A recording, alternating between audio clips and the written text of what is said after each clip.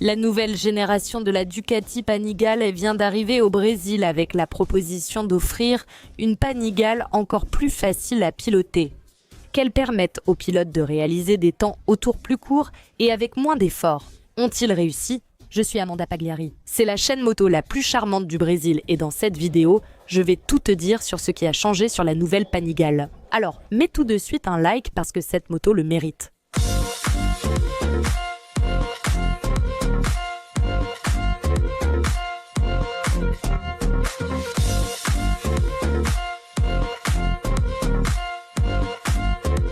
Et beaucoup de choses ont changé. Je vais commencer par vous parler du design.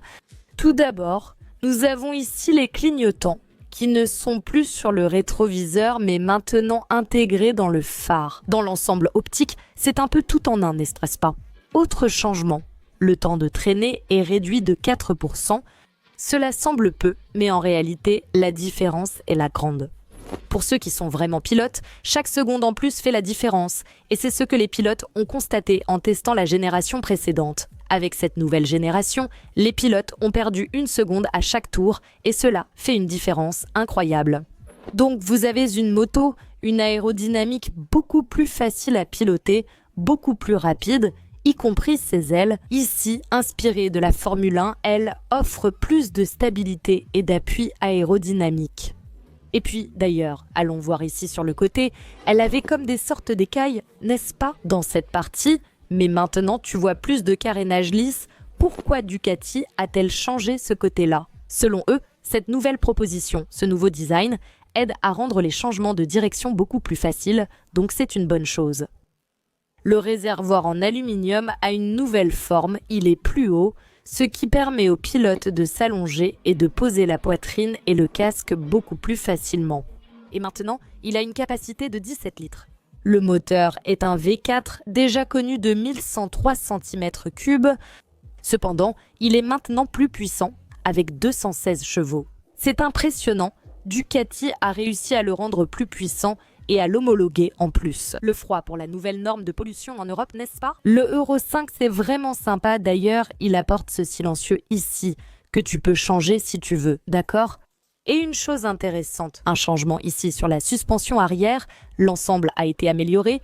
Ici, la suspension arrière est plus légère, plus efficace. Et un autre changement que nous avons eu, c'est qu'elle est passée du monobras à un double berceau. Cet espace est intéressant pour apporter plus de légèreté à l'ensemble. Et avec ce changement ici sur le bras oscillant, Ducati a réussi à apporter toutes ces modifications d'ergonomie comme au niveau des repose-pieds de la position du pilote, en plus d'apporter plus de rigidité et aussi de légèreté à l'ensemble. Nous avons des nouveautés sur le tableau de bord. Un tableau de bord plus large avec une technologie anti-reflet qui sur la piste vous aide à avoir une meilleure visibilité face aux reflets du soleil sur le tableau de bord. Très joli, vraiment, avec de nombreuses informations. Il était déjà très complet dans la génération précédente et maintenant, il l'est encore plus. La moto apporte beaucoup d'électronique et maintenant, vous pouvez contrôler le frein ABS. Comment va-t-il fonctionner? D'ailleurs, ce qui est sympa, c'est que vous pouvez changer les modes à parole de la moto pendant que vous roulez sur la piste.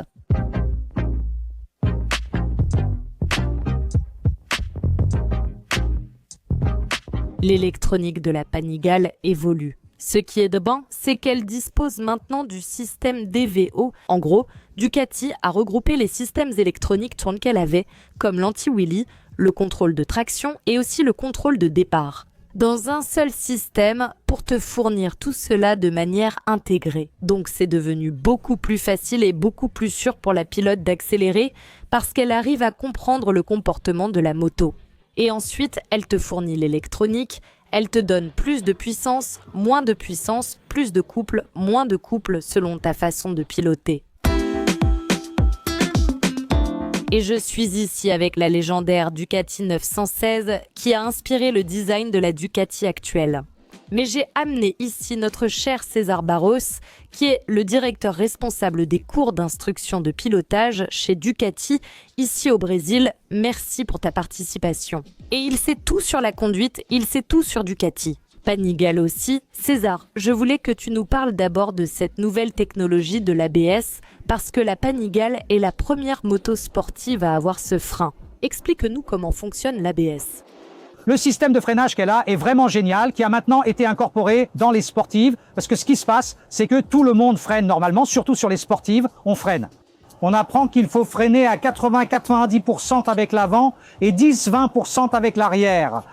Beaucoup de gens disent qu'il n'est pas nécessaire de freiner avec l'arrière, mais il faut bien freiner avec l'arrière, c'est important pour garder la moto en ligne surtout. Donc on dit que quand on freine seulement avec l'avant, la moto a tendance à faire ça. Quand tu freines avec les deux, tu poses les deux roues, la moto devient beaucoup plus facile à contrôler, tu peux freiner plus tard, elle reste stable et tu peux entrer. Donc, avec ce nouveau système électronique qu'elle a, chaque fois que tu freines seulement avec l'avant, elle freine aussi l'arrière automatiquement, électroniquement, elle freine l'arrière. Ça rend la conduite bien meilleure et beaucoup plus facile. Et ce qui est bien, c'est que tu peux régler l'intensité de l'ABS sur le tableau de bord. Exactement. Tu peux venir et modifier l'intensité sur le tableau de bord. Avec l'ABS, tu choisis le niveau souhaité. Avant, le tableau de bord n'avait pas d'ABS. Maintenant, il en possède un. Tout ça est vraiment génial et je pense que, d'ailleurs, félicitations pour la présentation, surtout pour la partie technique. Merci. Et ce que j'ai ressenti, c'est que c'est devenu une Panigale beaucoup plus facile à améliorer ses temps, ce qui, je pense, est l'une des principales plaintes ou envies des pilotes. Je veux améliorer mes temps, et c'est aussi plus facile à piloter, n'est-ce pas? C'est ça. Le problème de Ducati, c'est que tout le monde la voyait comme une moto effrayante, très instable et violente. À chaque évolution de la Panigale, elle corrige cela, non? Donc, on a eu les 1198 et les 1199, qui étaient des motos difficiles parce qu'elles délivraient la puissance très rapidement. C'était des bêtes. Et alors, qu'est-ce qui se passait? Peu de gens aimaient rouler avec à cause de la façon dont la puissance était délivrée. Maintenant, avec la V4, qui est la nouveauté, la nouvelle V4, la puissance est délivrée de façon beaucoup plus subtile. Elle a le DVO, son DVO qui gère la livraison de puissance, lié à la fois à l'anti-wheeling, le slide control et aussi le power lens qui essaie la gestion de la puissance. Donc, ces trois systèmes travaillant ensemble, quand tu sors d'un virage et que tu accélères, elle ne va pas glisser, elle ne va pas cabrer et elle va te donner plus de puissance pour sortir du virage. Tu ne t'en rends pas compte, tu crois aller doucement, mais elle est plus docile, donc piloter la moto est bien plus facile pour un amateur. Non, c'est vraiment génial et je pense que quand on regarde la fiche technique, qu'on voit les chiffres, qu'on écoute les pilotes en parler, mais je crois que la meilleure preuve de tout ça, c'est en MotoGP. Que les pilotes là-bas, vraiment, c'est ce que César a dit. Historiquement, peu de pilotes en MotoGP arrivaient à dompter la bête. On les voit désormais enchaîner les titres. Non seulement l'équipe Ducati, mais aussi d'autres équipes prennent la moto, ce moteur-là, qui n'est pas exactement celui-ci. Elle a apporté la technologie développée grâce à l'importance de Ducati en MotoGP. Mais comment cette technologie est-elle transférée aux motos de route? Tu as tout dit, on se souvient. Ducati a été championne du monde MotoGP en 2007. Avec Stoner, seul lui pouvait piloter cette moto difficile. C'était pareil sur la route, non? Peu de personnes arrivaient à dompter la Ducati Panigale. Et puis, avec l'évolution de l'ingénierie en MotoGP, le développement qu'ils font, aujourd'hui, c'est une moto, tu l'as même mentionné, que tous les pilotes roulent vite avec elle, tous les pilotes arrivent à rouler vite. Donc c'est exactement ça que Ducati essaye d'apporter, de transférer à la moto de route à la Panigale. Aujourd'hui, la Panigale devient une moto de plus en plus facile à piloter. Pour conclure, je voulais que tu en parles. Ducati a un DRR, n'est-ce pas, pour les propriétaires de Ducati? Comment ça fonctionne? La formation est-elle ouverte aux non-propriétaires? Comment cela fonctionne-t-il? Ducati propose le DRE, Ducati Ride Experience, pour ceux souhaitant suivre un cours de pilotage Ducati, que nous organisons chaque année. Cette année, en raison de problèmes de date, nous ne l'avons pas eu, mais pour 2026, une ou deux sessions sont déjà prévues, où tout client passionné de moto peut aller suivre un cours en utilisant la moto de Ducati elle-même, la Panigale V4 du constructeur. Donc vous payez le cours et vous allez là-bas pour rouler sur la moto de Ducati elle-même. Vous n'avez pas besoin d'y aller avec votre propre moto. Vous pouvez avoir une BMW, une Honda, une Harley, la moto que vous avez. Si vous voulez suivre un cours chez Ducati, vous le faites sur une Panigale. C'est un excellent moyen pour tester, voir si c'est la moto idéale. Exactement. Il y a aussi ce côté-là pour que vous puissiez découvrir la moto. En plus de suivre le cours, vous finissez par connaître la moto. Parfait, merci.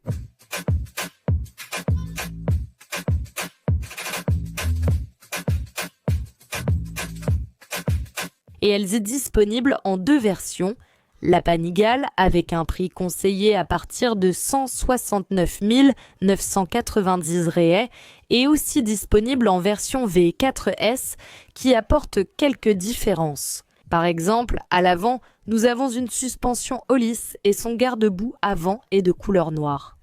Elle est équipée d'une batterie au lithium et les roues sont forgées, ce qui diffère de la version d'entrée de gamme. Elle sort déjà d'usine avec cette selle monoplace sans repose-pied pour le passager, mais elle est homologuée pour 2 personnes, c'est-à-dire que vous pouvez emmener un passager sur cette moto. Je sais que tu n'en auras sans doute pas envie, mais ce n'est pas grave. Si tu veux venir avec quelqu'un, il suffit d'acheter le kit passager avec accessoires d'ici. Alors, quel est ton avis? Qu'as-tu pensé du prix, hein? Maintenant, elle reste livrée avec 4 ans de garantie et tu peux acheter divers accessoires, comme le Datalogger qui est une télémétrie intégrée ici avec Ducati et aussi d'autres choses, comme par exemple le régulateur de vitesse, la navigation virage par virage, un port USB et le système de surveillance de la pression des pneus. Si tu as aimé la vidéo, like, partage et abonne-toi à la chaîne. Qui sait, peut-être qu'Amandinia mettra bientôt cette bête sur la piste, hein, Amandinia Panigale, je sais que vous faites cette blague. Laisse un like sur la vidéo pour soutenir. En haut, j'ai mis la vidéo de la S1000RR, concurrente de BMW, et en bas, une vidéo sympa pour vous. À la prochaine, moto bisous.